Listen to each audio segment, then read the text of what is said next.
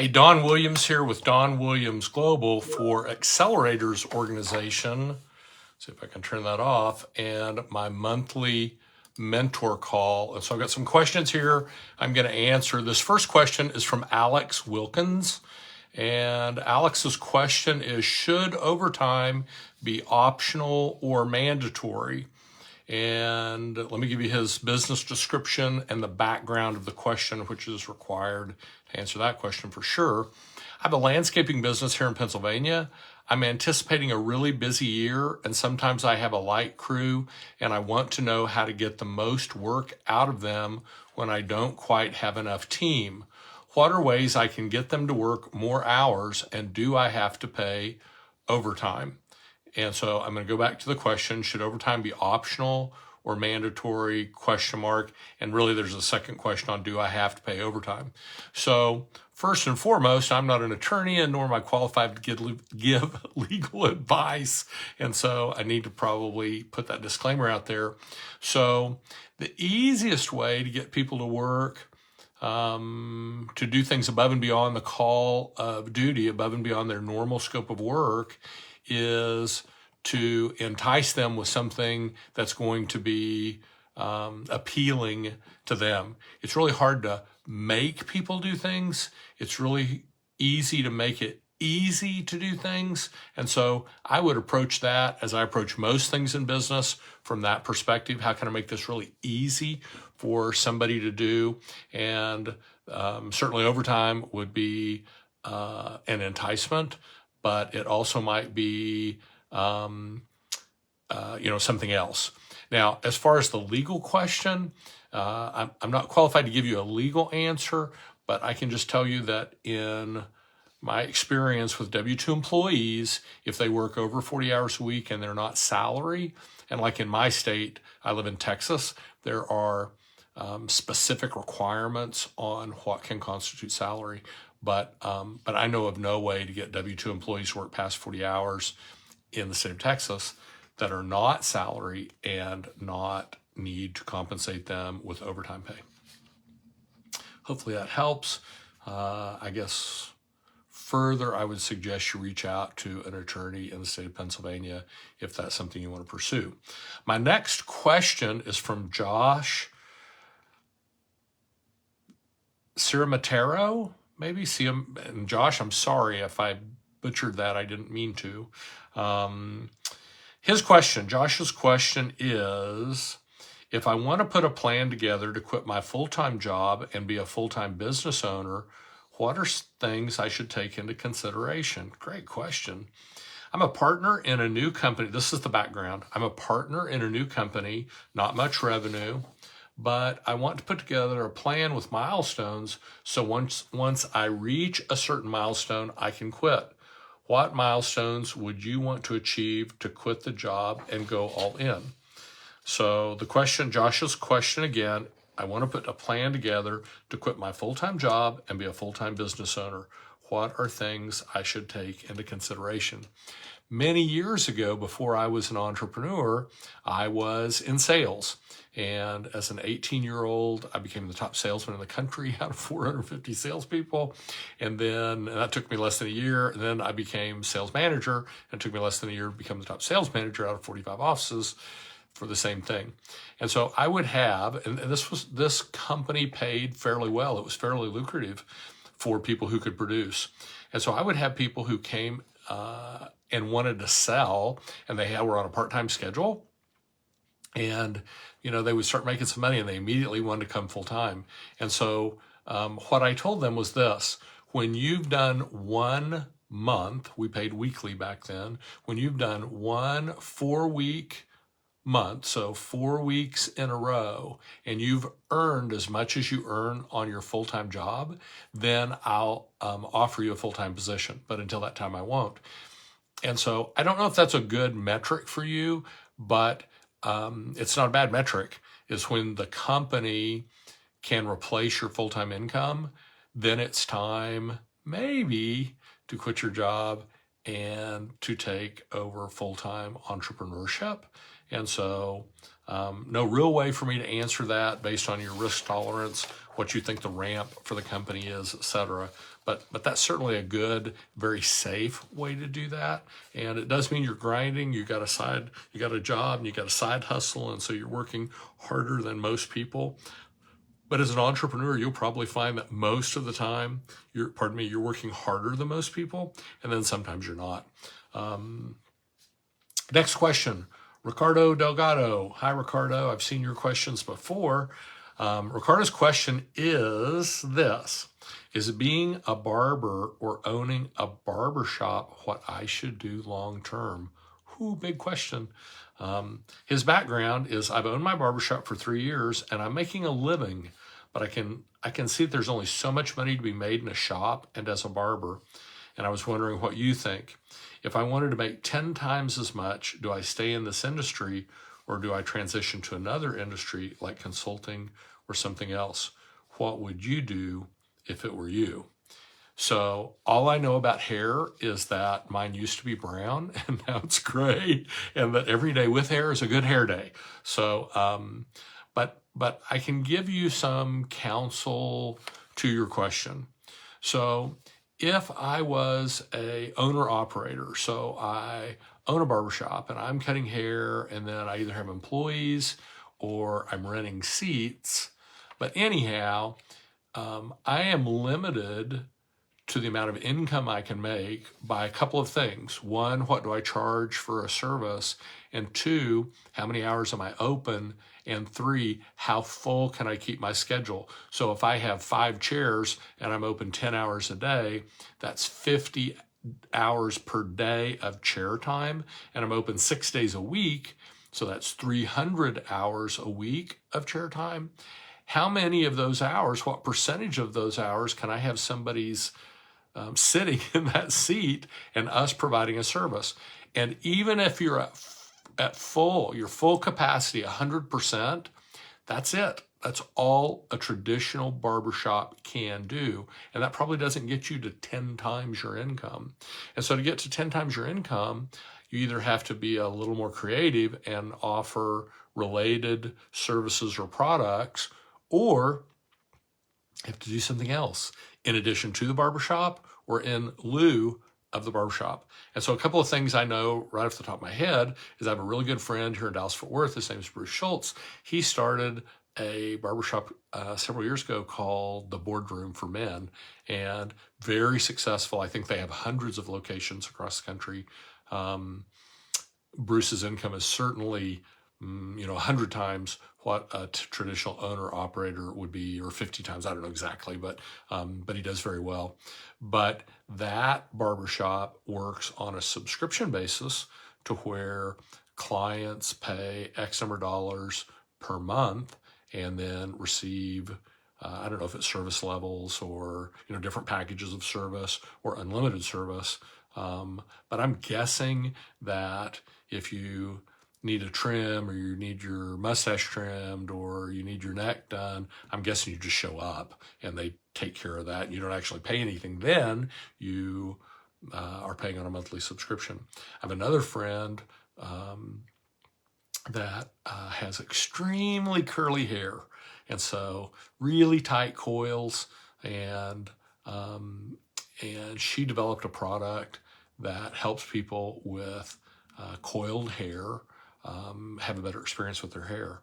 And so there are going to be related products and services that could be offered in complement with the barbershop service, but just providing barbering services, though I don't know much about hair other than I wish mine was brown, not gray, and I wish I had more of it.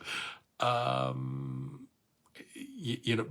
you're limited by the amount of chair hours that are available, because even at 100%, which I think would be really, really difficult to do, even at 100% occupancy, it's not going to 10 times your income probably. So that's my thoughts there. Next question is from Belinda Wood.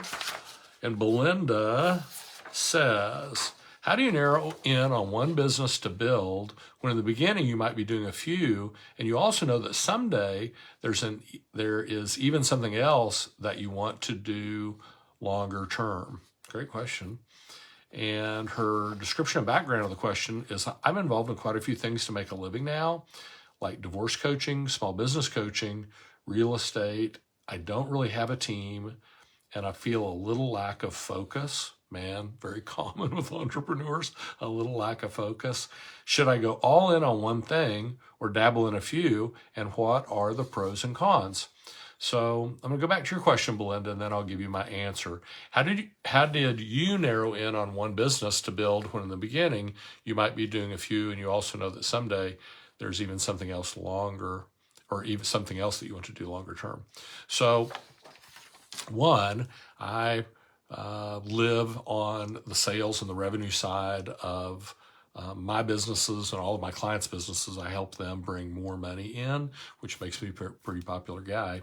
And so I'm always like, well, let's follow the money. And so if I had 4 side hustles, which they would all be side hustles if you had 4, I would want to concentrate my effort on where I had the highest income per hour or per unit of effort. And that would be a really simple way for me to say, I make this on effort 1, and this on effort 2, and this on effort 3, and this on effort 4. And so if I would take that effort and pour it into one, I'm going to make more money. And that's the sales side of me that's always looking for, how do we maximize revenue? And that's a good thing to do. Maximize revenue is a really, really good thing to do. I know Sean would counsel you that if you can solve the revenue piece, you'll be able to figure everything else out. Okay. And then on longer term, I would say this, and it took me a long time to do this, but it took me a long time to find out what my mission in life really was. I've owned a lot of companies. I've founded a lot of companies. I'm partnered in a lot of companies. Some have been unbelievably successful. Truthfully, there's been some stinkers too. There's been some stuff that didn't work, and then the stuff kind of in the middle, great and horrible. But my mission is larger than all of that. And so my mission is literally to help others help others. And so I only want to do, put activity, put effort, put energy into things that help other people. And it just so happens I primarily do that on the revenue side. I help entrepreneurs bring in more money. And so everything I do in there is in line with my mission. It takes really no energy. I love doing that. And one easy way to kind of begin to refine your mission is, what do you do that time you're oblivious to time? So you've done it for 2 hours and you felt like you've done it for 50 minutes, or you do it and it feeds energy to you. It doesn't take energy from you. And so that's a good way to start. And don't be discouraged if it takes a while to hone in on what your mission really is, because it's not necessarily easy to do. So Belinda, I hope that helps. Next question, Kimberly Benjamin. Kimberly says, what tools and routines can I use to stay ultra focused for my business? Man, great question, and a great thing to do. The background of the question is, I've always been a hard worker. That helps. I got a hustler mentality. That helps. But now I'm about to begin going all in one niche and one product. How can I stay focused? What tools or ideas can you share to help me stay very focused on the sales and operations of my new business, as I see tremendous potential? Thank you. So back to the question, what tools and routines can I use to stay ultra focused for my business? So first off, let me give you one that I use, and it's very common for entrepreneurs to have shiny syndrome. So something comes along, they're interested in it, and pretty soon they've spent the whole day on it and they didn't go out and sell something to somebody that day. And to me, selling, certainly in a startup business, is this simple. if you want to make deposits in your bank account every day, you need to make a sale every day. You need to be marketing to new people every day. And so the easy way that I'm able to put focus in specific areas is I am pretty much a slave to my calendar. And so I block my calendar for specific amounts of time at specific intervals for specific projects because my calendar kind of runs my life. Now, I run the calendar, so I'm not available 12 hours a day. I'm available about 6 hours a day, and I'm not that available on Friday. Current clients, people that I'm working with, they can get me anytime. I say they can get me anytime. They have my cell. Okay, I may not be able to answer, and if it's midnight on Friday, unless they tell me it's an emergency, I'm not picking it up, and I'm not calling them back till Monday morning.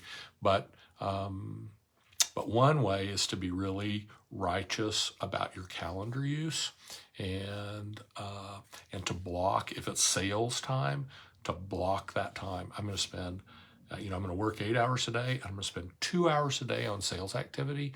And when I say that, people are like, oh, that is so easy. But I'll just tell you, the average startup doesn't spend 2 hours a week on sales. And then they wonder why they're not doing enough business. And you're like, look, job number one for you is bring enough money in to be able to fund everything that you do and to fund everything that you learn. Hopefully that helps, Kimberly. And my last question is from Lysandra Wilson. Lysandra asks, what things can I do to keep things bigger and build a bigger business than just myself and my husband? Let's see, her background is I have a baking business. I love people who cook and bake. And I specialize in custom cakes and dessert tables. It's mostly me and my husband, and I really want to grow and build something. Would love to know what you did to build what you built, and some things I can do to break through the limited mindset beliefs. Man, limiting beliefs, big issue for performers. I don't care if they're in the NFL or they're in the boardroom or they're entrepreneurs. The biggest thing we have to all overcome is our own brain telling us we can't, it's hard, it will take too long, it costs too much money. So one of the things I do is I help people write books. And the number one reason that they don't write books on their own is because their brains told them it's going to take forever. It's really hard. It costs a lot of money. And it doesn't have to take forever. And it's not really hard and can be really fun.